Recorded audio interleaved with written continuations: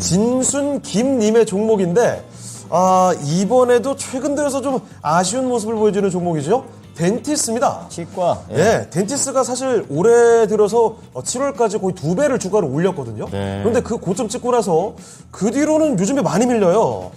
지금 매수 가격을 먼저 보겠습니다. 11,800원에 7% 비중이신데요. 그러면 뭐 지금 주가 수준은 얼마 전에 나왔던 주가 수준인 것 같습니다. 고점이 거의 16,000원 부근까지 갔었던 종목인데 앞으로 좀 어떻게 봐야 될지 덴티스 보겠습니다. 자, 전문가님, 덴티스의 경우에도 최근에 좀 많이 떨어집니다. 이거 더 떨어질지 고민이 좀 될 것 같은데요. 어떻게 보십니까? 자, 이런 덴티스 같은 종목은 일단 그 치과라는 업종 자체는 좋다라고 봅니다. 왜냐하면 지금 그 부분 한번 생각해 보시면 돼요. 제가 뭐 작년하고 그때 이 오스템 임플란트를 되게 많이 추천을 드렸었거든요. 그때마다 드리던 얘기가 그런 얘기를 말씀드렸어요. 1959년생부터 1971년생까지 100만 명 이상씩 신생아가 태어났습니다. 그 중간에 1965년생만 98만 명 정도가 되고요. 나머지는 다 100만 명 이상이에요. 그리고 1972년생부터도 그 밑으로 쭉 몇 년간을 90만 명대를 유지합니다. 그리고 80만 명대를 쭉 유지하는데 지금 작년에 태어난 신생아 수는 24만 명 정도밖에 안 되죠. 근데 이 덴티움이나 이 치과 관련되는 종목들은 그거하고는 상관없죠. 저거 신생아하고는 상관없습니다. 자, 이 임플란트를 할 사람들이 얼마나 늘어나는지 그게 중요한 거죠.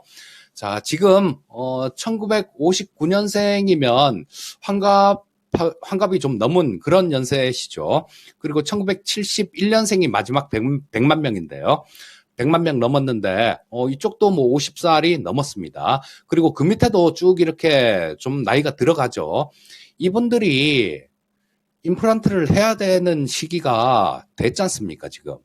그렇기 때문에 이 전체 임플란트 관련해 갖고는 시장은 굉장히 좋다고 봅니다. 그리고 고령화가 되면 될수록 이 치과 같은 경우는 늘어날 수밖에 없어요. 치과 질환 같은 경우는. 저도 지금 임플란트를 조금 했는데요. 자, 이거 좀 아프기도 하고 하기는 싫지만 그 불편하니까 해야 되겠죠. 그런 분들이 제 주위에도 되게 많습니다. 그리고 중국 쪽에서도 마찬가지로 임플란트를 우리나라 업체들한테 조금 유리하게 그렇게 구매를 하는 중앙 집중식 구매라 그래서 그쪽에서 입찰을 봐서 그렇게 매입을 하는데요. 자, 이 덴티스는 약간 아쉬운 게 뭐냐면요. 오스템 임플란트나 그다음에 덴티움 같은 종목들 이런 쪽은 중국에 많이 진출을 해 있어요. 근데 이 임플란트가 재밌는 게 뭐냐 하면요. 의사 치과를 나왔다고 치대를 나왔다고요. 임플란트를 다 할 수 있는 게 아닙니다. 치대를 나와서 의사면을 따고요.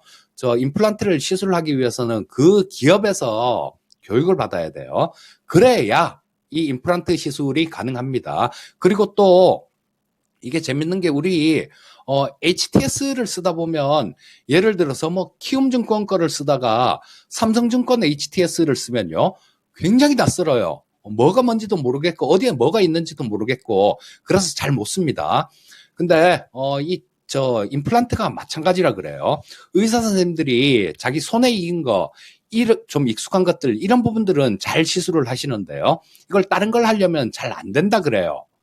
자, 그러니까 이거는 먼저 선점한 그런 기업들이 가장 큰 수혜를 받을 수밖에 없는 겁니다. 그리고 또 중국도 마찬가지죠. 중국도 오스템 임플란트 같은 경우는 지금 자진상장 폐지를 냈으니까 살래도 살 수가 없는 거고요. 오스템 임플란트나 덴티움 이런 쪽 같은 경우는 중국의 치과 의사 선생님들을 교육을 되게 많이 했어요. 중국 치과 의사 선생님 같은 경우는 이 우리나라 오스템 임플란트나 덴티움에서 교육을 받았기 때문에 지들 거 이런 거를 쓰려고 해도 손에 안 익었습니다. 그렇기 때문에 우리나라 임플란트를 당분간 계속 사용할 수밖에 없을 거예요. 그런데 이 덴티스 같은 경우는 후발 업체다 보니까 그런 부분이 좀 되게 아쉬운 부분이에요. 자, 보시게 되면 재무제표 보시게 되면요. 앞에서 말씀드렸던 그런 이유로 인해서 매출액은 쭉 계속해서 좀 늘고 있죠. 그리고 작년에 영업이익도 흑자 전환했습니다. 자, 근데 시장 규모를 한번 보면요. 덴티움이 있고 덴티스가 있는데 덴티움 같은 경우는 지금 올해 예상되는 매출이 한 4,100억 정도 이상 되는데요. 덴티스 같은 경우는 아직도 굉장히 미미합니다. 871억 정도 되는데 이 얘기는 뭐냐? 손에 많이 익은 것들이 그런 의사 선생님들이 덴티움 거에 많이 익어 있다라는 겁니다. 그래서 이 부분을 뒤집기가 그렇게 쉽지는 않을 거예요. 그리고 또 주식 투자를 그 치과 관련돼 갖고 보시려면요. 1등주를 보셔야 됩니다.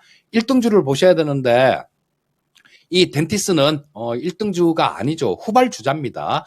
그렇기 때문에 일단 지금 현재 상태에서 조금 많이 손실이 난 상태인데요.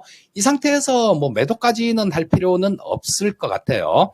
자, 지금 11,800원이시면 한 1,400원 정도 손실이 나고 계시네요.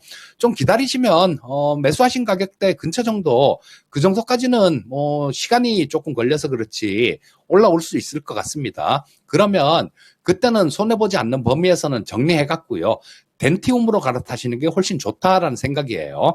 자, 일단 보유 의견 말씀드리겠고 좀 지나서 본전쯤 되면 덴티움으로 갈아타는 전략 말씀드리겠습니다. 자, 이렇게 덴티스를 살펴드렸습니다. 이 종목 일단은 좀 보유하셨다가 덴티움으로 비슷한 종목군 내에 다른 종목으로 갈아타시는 게 조금 더 현명한 선택이 되지 않을까 싶네요. 그러게요. 자, 이렇게 덴티스 종목 진단을 살펴드렸습니다. 진수님께 많은 도움이 되셨길 바랍니다. 자, 오늘